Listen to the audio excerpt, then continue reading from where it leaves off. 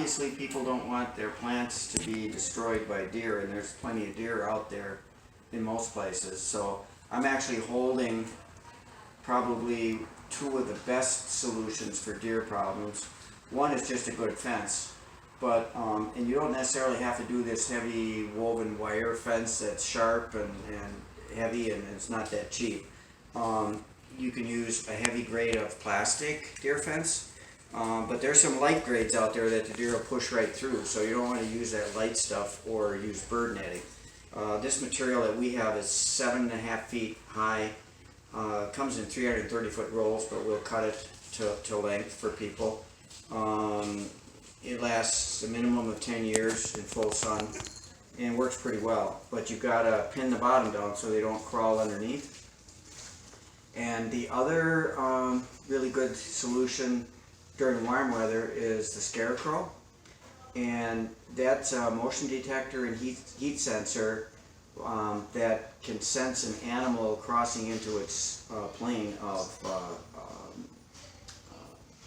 the plane of where it's seeing things happen out there.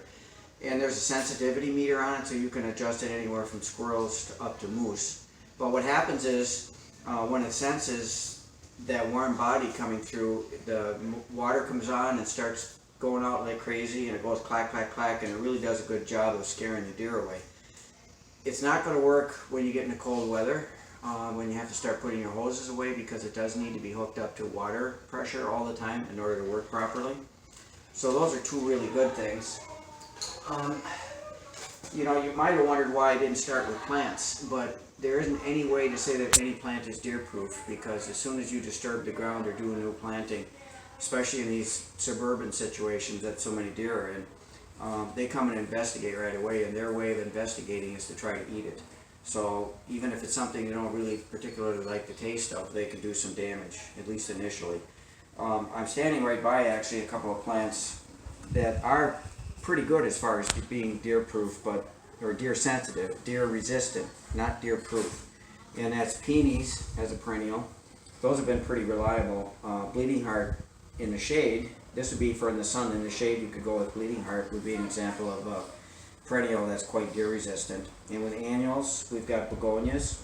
I see some damage here and there, but generally they're pretty safe from deer. Shrubs, you'd be looking at Stephanotis, Stephanandra, and another one would be alpine currant. In evergreens, Russian cypress, which looks like cedar, but of course cedar is not at all deer safe. But if you do plant cedars, there is actually a new product out there. It's called Deer Pro for evergreens. You spray that out in the fall, and it has a green tint to it. Otherwise, it would turn your evergreens white.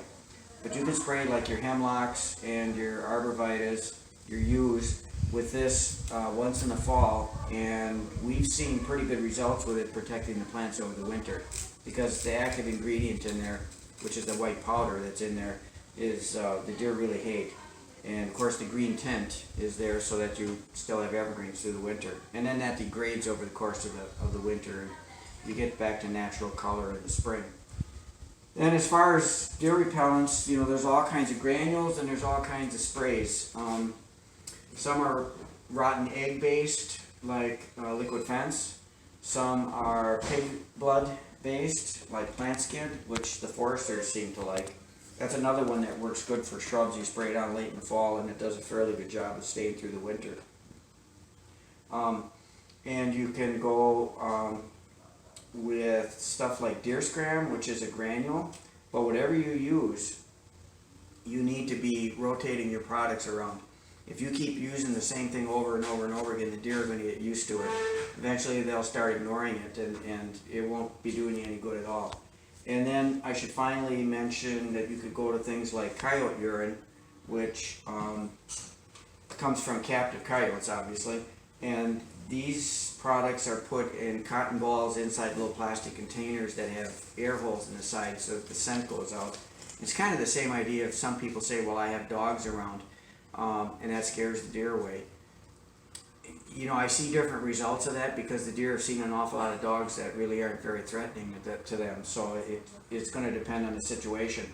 But they know, you know, the smell of coyote, and they're not going to want to stick around in an area where that is.